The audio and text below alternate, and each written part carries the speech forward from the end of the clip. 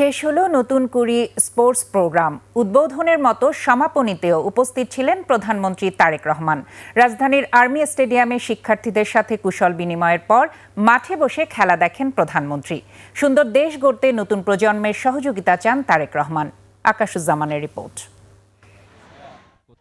নতুন কুড়ি স্পোর্টসের সমাপনী দিন ঢাকার আর্মি স্টেডিয়ামে হয় শেষ দিনের খেলা। ফুটবলে ময়মনসিংহকে 1-0 গোলে হারিয়ে বালক বিভাগে চ্যাম্পিয়ন হয় সিলেট বিভাগ।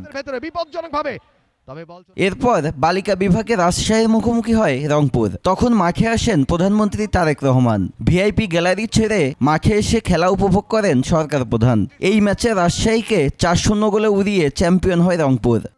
51 মিনিট। প্রধান অতিথির বক্তব্যে নতুন কুড়ি স্পোর্টসে অংশ নেওয়া সকল অ্যাথলেটদের ধন্যবাদ দেন প্রধানমন্ত্রী। দেশের গণ্ডি পেরিয়ে আন্তর্জাতিক অঙ্গনে সফল হবে নতুন প্রজন্ম, এমন আশা করেন তারেক রহমান।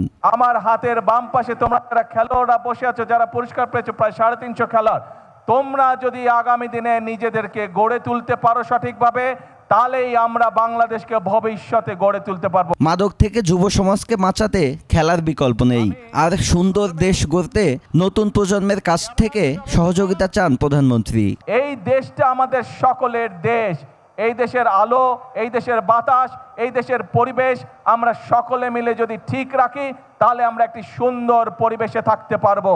তুমি সুন্দর পরিবেশে বড় হতে পারবে। তারেক রহমান বলেন, দীর্ঘদিন পরে চালু হওয়া নতুন কুড়ি স্পোর্টসের বিজয়ী হওয়া সকল অ্যাথলেটদের খেলাধুলা ও পড়াশোনার সম্পূর্ণ খরচ বহন করবে সরকার। তোমরা যে পড়ালেখা করতে চাইবে, সরকার থেকে আমরা তার ব্যবস্থা করব যাতে সে ভালো করে পড়ালেখা করতে পারে।